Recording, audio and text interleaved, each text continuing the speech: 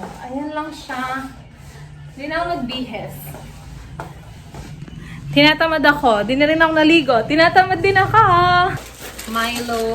Kasi may mga darating tayong bisita para may option sila. Coffee, milk, tea, or pantry namin. Na sobrang bongga. Sobrang di ko alam kung nakakita na kayo ng ganitong style ng pantry. Masyadong magulat. Kami lang to.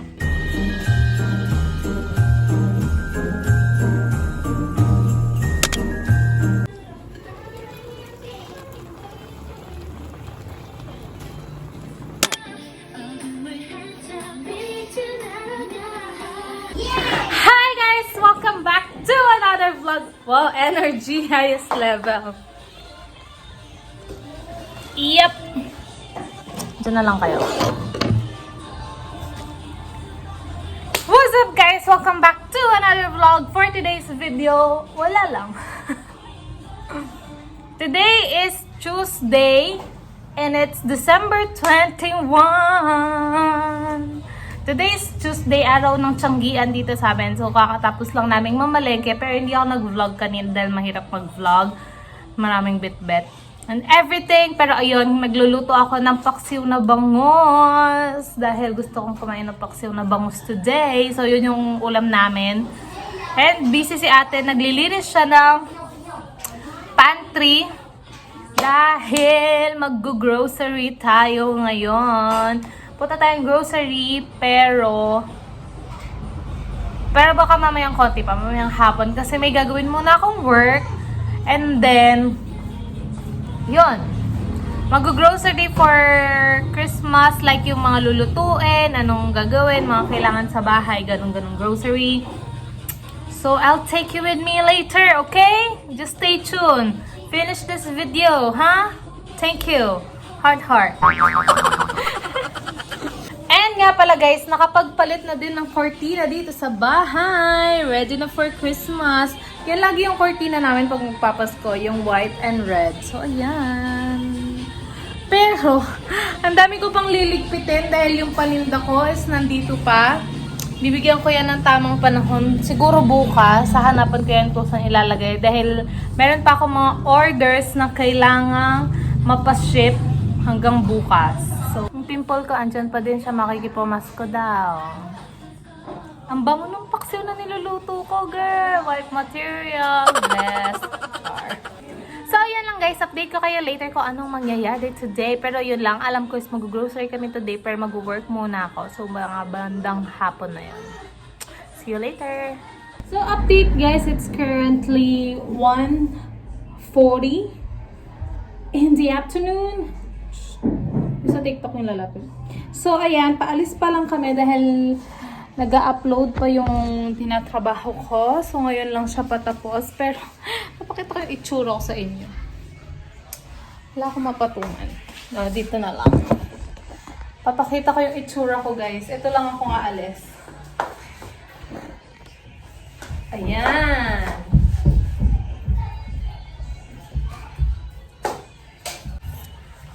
Ayan lang siya. Hindi na ako nagbihes. Tinatamad ako. Di na rin ako naligo. Tinatamad din ako. Naka-face mask naman tayo. Mamaya pag-uwi, doon na tayo maligo para ano. Para isang ligo na lang. Katamad maligo. Huwag kayong ano. Alam ko, ramdam nyo din ako. So, ayun.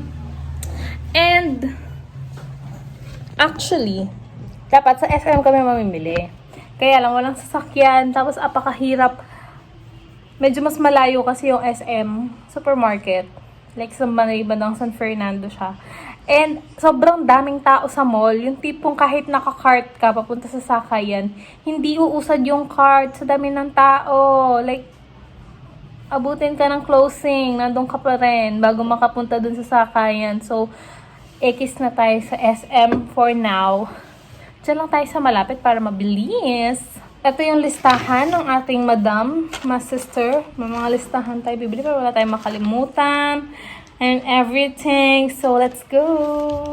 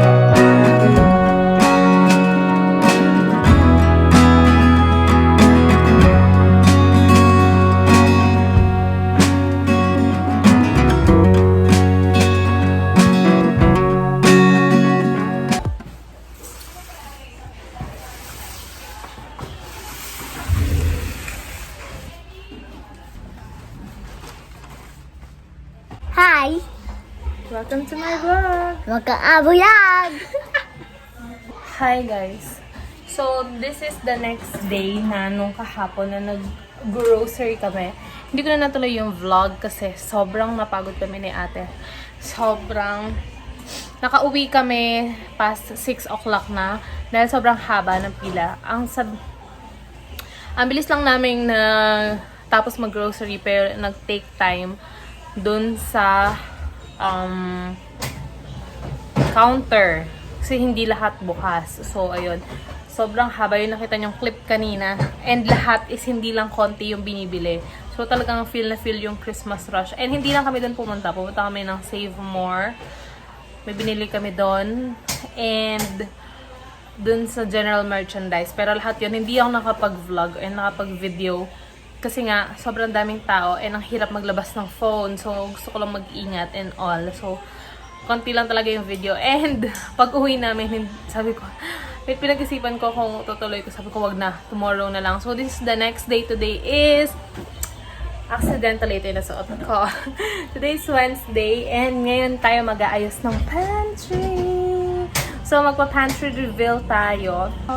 And mag-ayos tayo ng mga pinamili. Well, yung pinamili naman namin, usual lang naman. Pero yung iba is kakailanganan for Christmas and all. So, ayun. Actually, papatulong pa rin ako kay ate. Dahil siya talaga yung taga-ayos and organize. Eme-eme lang ako para makapag-vlog ako. So, first of all, guys, ipapakita ko sa inyo yung pantry namin na sobrang bongga. Sobrang, di ko alam kung nakakita na kayo ng ganitong style ng pantry. So, eto na siya. Huwag kayong masyadong magulat. Kami lang to. So, eto. Eto na siya, guys. Ang aming munting pantry. So, ayan, lumang rep siya na dapat nung bumabaha is itatapon na. Pero hindi siya natapon kasi accidentally na nalagyan namin siya ng gamit noon. So, from then on is ginawa na namin siyang pantry. So, ayan, hindi na yun gumagana. So, ginawa namin siya ng mga dry goods, eme-eme, ganyan. So, ayan, ayusin natin today. Actually, nalinis na yan ni ate nung isang araw. So, I mean, pinunasan na niya and everything and inorganize and tinanggal yung mga hindi na kailangan. So, ngayon is i-add lang natin yung mga pinamili natin. So, let's start. So, i-haul ko na lang dito kasi si ate talaga yung mag-aayos dun sa loob. So, yun lang yung ganap ko talaga today. Tulungan lang siya mailabas lahat ng to sa box. And may lagay dyan sa ref. Sa pantry. So, ayan, meron tayong cupcake. Yung putol yung ulo. Ayan. Meron na pong nakapagpasok na daga at bukas na yung ating candy. Meron na din. Bukas na din yung ibang cookies. Noodles. Yung mga pang emergency natin pag may bagyo, ganun. Pag ayaw yung ulam, syempre may noodles, coffee. One more coffee. Milo. Kasi may mga darating tayong bisita para may option sila. Coffee, milk, tea, or meat. Char. Sugar. Tapos yung iba is canned goods. Medyo dinagdagan namin to kasi meron parang i-offer or parang i-donate sa simbahan. Kasi gagawa sila ng mga pack ng mga goods na ipapamigay. So, magbibigay tayo ng mga delata sa simbahan. And mga condensed and evaporated milk. Siyempre, yan yung mga kailangan unahing bilhin pag naghahanda ka ngayong Pasko dahil puro matatamis ang kakainin. Cheese. Corned beef. Palaman. And favorite ketchup. Mang Tomas. Toyo, suka, tomato sauce, tomato paste. So, ito lang yung pinakaambag ko. Gupitin natin yung kape. Si ate talaga yung mag-aayos dyan. Eme-eme lang tayo. Ano ba? Huwag tayo magpanggap. Kunti lang.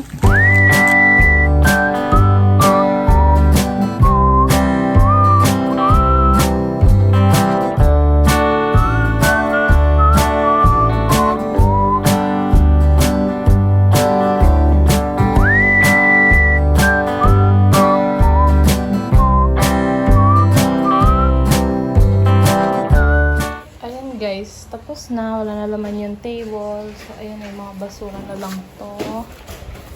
And yung box, ubos na rin. So, tingnan natin yung inayos natin.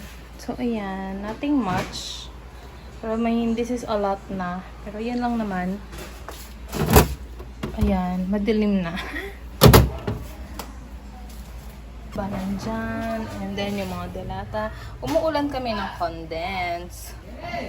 Puro condense yung nabili. So, we're already done, guys. Fixing and organizing. And actually, siya yung nag-organize. Wala akong ganap. And nakita niyo naman, naggupit-gupit lang ako. Pero that's it for this vlog. I hope you enjoyed this video. Don't forget, ang ingay. So that's it for this vlog. I hope you enjoyed this video. Don't forget to like, share, and subscribe. I'll see you on my next vlog. Bye!